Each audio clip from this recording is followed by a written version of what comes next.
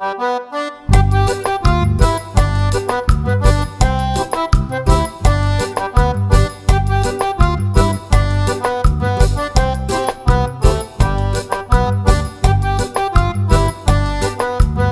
नाज़रीन, हर चीज़ ਕਰਨ ਦਾ ਕੋਈ ਟੈਸਟ ਹੁੰਦਾ ਹੈ। ਇਸੇ ਤਰ੍ਹਾਂ ਆਪਣੇ ਦੋਸਤ ਨੂੰ ਬਣਾਉਣ ਤੋਂ ਪਹਿਲਾਂ ਉਸ ਦਾ ਟੈਸਟ ਵੀ ਬਹੁਤ ਜ਼ਰੂਰੀ ਹੈ। ਤੁਸੀਂ ਇੰਜ ਕਰ ਲਵੋ ਕਿ ਤੁਸੀਂ ਭੈਣ ਭਾਈਆਂ ਦਾ ਇੰਤਖਾਬ ਨਹੀਂ ਕਰ ਸਕਦੇ। ਬਹੁਤ ਸਾਰੀਆਂ ਚੀਜ਼ਾਂ ਐਸੀਆਂ ਨੇ ਤੁਸੀਂ ਉਹਨਾਂ ਦਾ ਇੰਤਖਾਬ ਨਹੀਂ ਕਰ ਸਕਦੇ, ਪਰ ਤੁਸੀਂ ਇੱਕ ਅੱਛੇ ਦੋਸਤ ਦਾ ਇੰਤਖਾਬ ਖੁਦ ਕਰ ਸਕਦੇ ਹੋ। ਯਾਨੀ ਤੁਹਾਨੂੰ ਖੁਦ ਪਤਾ ਹੋਣਾ ਚਾਹੀਦਾ ਹੈ ਕਿ ਉਹ ਕੀ ਟੈਸਟ ਹੈ। ਅੱਜ ਦੇ ਇਸ ਵੀਡੀਓ ਵਿੱਚ ਮੈਂ ਤੁਹਾਨੂੰ ਦੱਸਾਂਗਾ ਕਿ ਜਦੋਂ ਤੁਸੀਂ ਕਿਸੇ ਨੂੰ ਦੋਸਤ ਬਣਾਉਣਾ ਹੈ ਤੇ ਇੰਝ ਹੀ ਨਹੀਂ ਬਣਾ ਲੈਣਾ, ਬਲਕਿ ਉਸ ਦਾ ਇੱਕ ਟੈਸਟ ਹੈ, ਬਲਕਿ ਦੋ ਟੈਸਟ ਨੇ। ਉਹ ਦੋ ਟੈਸਟ ਬੜੇ ਜ਼ਰੂਰੀ ਨੇ। ਅਗਰ ਉਹ ਤੁਸੀਂ ਕਰੋਗੇ ਤਾਂ ਜ਼ਿੰਦਗੀ 'ਚ ਕਦੀ ਵੀ ਧੋਖਾ ਨਹੀਂ ਖਾਓਗੇ। ਔਰ ਅਗਰ ਤੁਸੀਂ ਉਸ ਤੋਂ ਬਗੈਰ ਹੀ ਕਿਸੇ ਨੂੰ ਦੋਸਤ ਬਣਾ ਲਿਆ, ਰਾਜ਼ ਦੇ ਦਿੱਤੇ ਜਾਂ ਫਿਰ ਉਹਦੇ ਨਾਲ ਮਿਲ ਕੇ ਚੱਲੇ, ਤੇ ਉਹ ਜ਼ਰੂਰ ਰਾਸਤੇ 'ਚ ਤੁਹਾਡਾ ਰਾਸਤਾ ਛੋੜ ਜਾਏਗਾ ਔਰ ਤੁਹਾਨੂੰ ਧੋਖਾ ਜ਼ਰੂਰ ਦੇਗਾ। ਤਾਂ ਉਹ ਦੋਸਤੋ ਦੋ ਟੈਸਟ ਜਿਹੜੇ ਨੇ ਉਹ ਬੜੇ ਜ਼ਰੂਰੀ ਨੇ। ਔਰ ਪਹਿਲਾ ਟੈਸਟ ਇਹ ਕਿ ਜਿਸ ਸ਼ਖਸ ਨਾਲ ਤੁਹਾਡਾ ਤਾਲੁਕ ਅੱਛਾ ਬਣ ਜਾਵੇ, ਤੁਸੀਂ ਉਸ ਦੇ ਨਾਲ ਮੁਸਲਸਲ ਇੱਕ ਤਰ੍ਹਾਂ ਦਾ ਮਿਲ ਰਹੇ ਹੋ, ਤੇ ਹੁਣ ਤੁਸੀਂ ਸੋਚ ਰਹੇ ਹੋ ਕਿ ਇਹਨੂੰ ਦੋਸਤੀ ਦੇ ਦਾਇਰੇ 'ਚ ਸ਼ਾਮਲ ਕੀਤਾ ਜਾਵੇ ਜਾਂ ਨਾ ਕੀਤਾ ਜਾਵੇ, ਤੇ ਇਹ ਤੁਸੀਂ ਟੈਸਟ ਕਰਨਾ ਹੈ। ਤੇ ਪਹਿਲਾ ਟੈਸਟ ਤੁਸੀਂ ਇਹ ਕਰਨਾ ਹੈ ਕਿ ਤੁਹਾਨੂੰ ਜਦੋਂ ਪਤਾ ਲੱਗੇ ਕਿ ਉਹਦੇ ਕੋਲ ਕੁਝ ਪੈਸੇ ਨੇ ਤੇ ਤੁਸੀਂ ਕੁਝ ਰਕਮ ਉਹਦੇ ਕੋਲੋਂ ਕਰਜ਼ਾ ਮੰਗ ਲਵੋ। ਉਸ ਤੋਂ ਤੁਹਾਨੂੰ ਅੰਦਾਜ਼ਾ ਹੋ ਜਾਏਗਾ ਕਿ ਉਹ ਤੁਹਾਡੇ ਨਾਲ ਕਿਵੇਂ ਡੀਲ ਕਰਦਾ ਹੈ।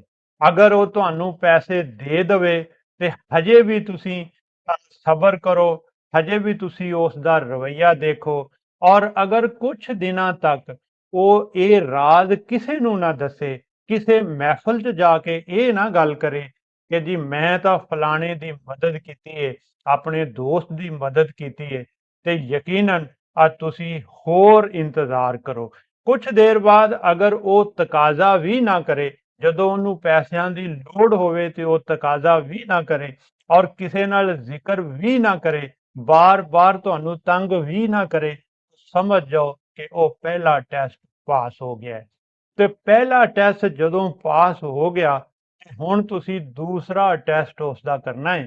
ਔਰ ਉਹ ਦੂਸਰਾ ਟੈਸਟ ਇਹ ਕਿ ਕੁਝ ਦਿਨਾਂ ਤੋਂ ਬਾਅਦ ਤੁਸੀਂ ਦੇਖੋ ਕਿ ਉਹ ਆਪਣੇ ਕਿਸੇ ਦੋਸਤਾਂ ਨਾਲ ਕਿਸੇ ਗਰੁੱਪ ਵਿੱਚ ਬੈਠਾ ਹੈ, ਤੇ ਤੁਸੀਂ ਇੰਝ ਹੀ ਕੋਈ ਉਹਦੇ ਬਾਰੇ 'ਚ ਮਾੜੀ ਗੱਲ ਕਰ ਦੇਵੋ।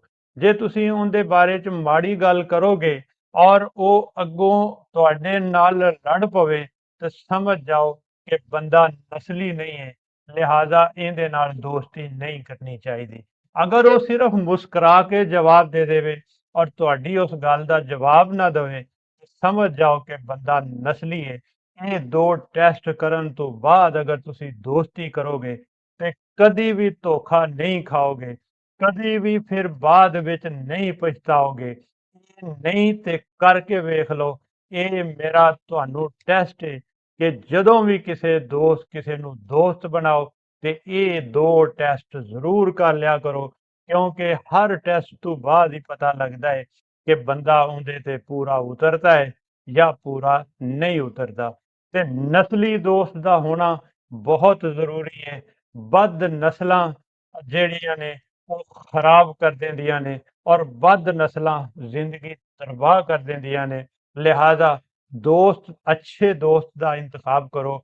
ਅੱਛਾ ਦੋਸਤ ਤੁਹਾਨੂੰ ਜ਼ਿੰਦਗੀ ਭਰ ਸਕੂਨ ਦੇਗਾ, ਜ਼ਿੰਦਗੀ ਭਰ ਤੁਹਾਡੇ ਨਾਲ ਰਹੇਗਾ ਔਰ ਤੁਹਾਡੇ ਹਰ ਮਸਲੇ ਦੇ ਵਿੱਚ ਤੁਹਾਨੂੰ ਪਰੇਸ਼ਾਨ ਨਹੀਂ ਹੋਣ ਦੇਵੇਗਾ। ਮੇਰੀ ਵੀਡੀਓ ਅਗਰ ਪਸੰਦ ਆਈ ਹੈ ਤੇ ਇਹਨੂੰ ਲਾਈਕ ਕਰ ਦਿਓ, ਇਹਨੂੰ ਸ਼ੇਅਰ ਕਰ ਦਿਓ ਔਰ ਫਿਰ ਇਹ ਟੈਸਟ ਕਰਕੇ ਮੈਨੂੰ ਦੱਸੋ ਕਿ ਇਹ ਤੁਹਾਡੇ ਨਾਲ ਕਿੱਦਾਂ ਰਿਹਾ। ਟੈਸਟ ਕਾਮਯਾਬ ਰਿਹਾ ਜਾਂ ਕਾਮਯਾਬ ਨਹੀਂ ਰਿਹਾ। ਤੁਸੀਂ ਕੀ ਸੋਚਦੇ ਹੋ ਕਿ ਇਹ ਟੈਸਟ ਕਿੰਨਾ ਅੱਛਾ ਹੈ? ਯਕੀਨੀ ਤੌਰ ਪਰ ਬੜੇ ਤਜਰਬੇ ਤੋਂ ਬਾਅਦ ਇਸ ਟੈਸਟ ਦੇ ਬਾਰੇ 'ਚ ਤੁਹਾਨੂੰ ਦੱਸਿਆ ਗਿਆ ਹੈ। ਬਹੁਤ ਸ਼ੁਕਰੀਆ।